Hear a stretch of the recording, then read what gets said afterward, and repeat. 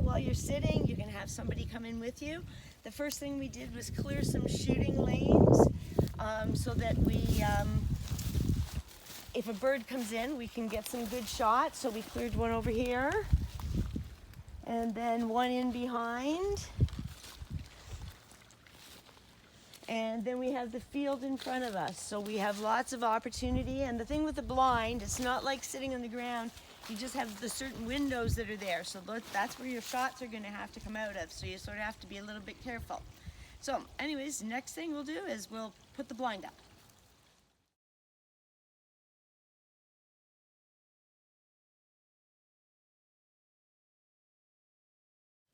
So in this part here, I'm going to talk a little bit about setups just in the bush. I don't do a lot of field hunting over farmed fields. I hunt mostly marginalized farmland and bushes. So these are a few things that I do.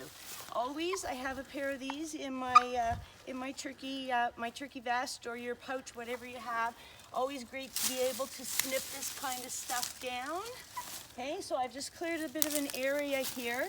And then there's lots of options for sitting. Of course, you can use the cushion that comes with a turkey vest, but there's also something very simple like this, very lightweight, can go over your shoulder. Okay, and the legs just pop up. And then you pick your tree so that you've got something behind your back. You can put this down on the ground. Okay, and you're sitting there, you're off the ground for when it's wet. You've got something to support your back. And just put on your mask and you're almost ready to go. Now earlier I had mentioned about something that I have that I rest my gun on, and this is what it looks like here. It just clips on, okay, and you just put it on your knee, and then you can set your gun there, because if you're going to be sitting for a while, you may as well be comfortable. So there's the one option.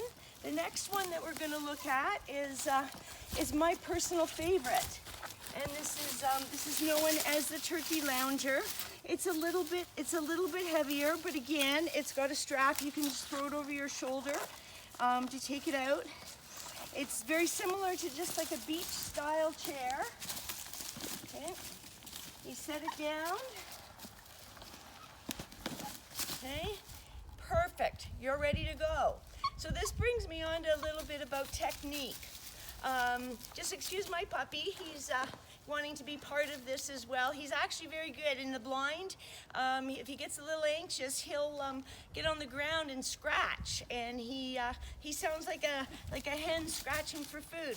Anyways, where I learned a lot of my turkey hunting techniques from was by reading stuff by a guy by the name of Preston Pittman.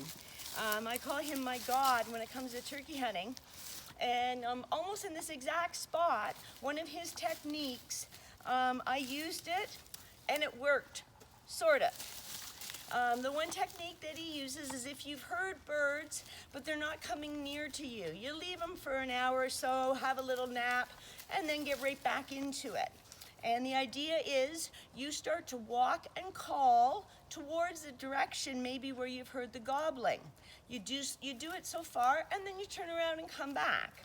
And then you call all the way back. And then you sit there, and the idea is if the birds heard you, and then they've heard you leave, they're gonna come in. Well, I did that one day. My husband was with me, and he wasn't so sure this technique would work. Anyways, I did it. I came back, sat down. It was late in turkey season, by the way, and I was a little bit sleep deprived. Got back into my comfortable gobble lounger. And the next thing I remember was my cell phone buzzing with him only a few trees away texting me, "Why didn't you shoot?" 2 birds came in, I fell asleep, and being the wonderful husband that he was, he wouldn't shoot the bird on me. So anyways, that's just a little bit of technique, but I highly recommend to anyone that you get a hold of a copy of this. You can get it on, I think, on a Kindle version or hard copy. I got myself the hard copy because maybe when I'm out turkey hunting, I can just refresh myself and read through some of the great ideas that he has and techniques on turkey hunting. So this part, I'm just going to talk a little bit of a few ground blind setups. You can see I've got here the ghillie poncho on. These are very economical. I think Canadian Tire around under 40 bucks.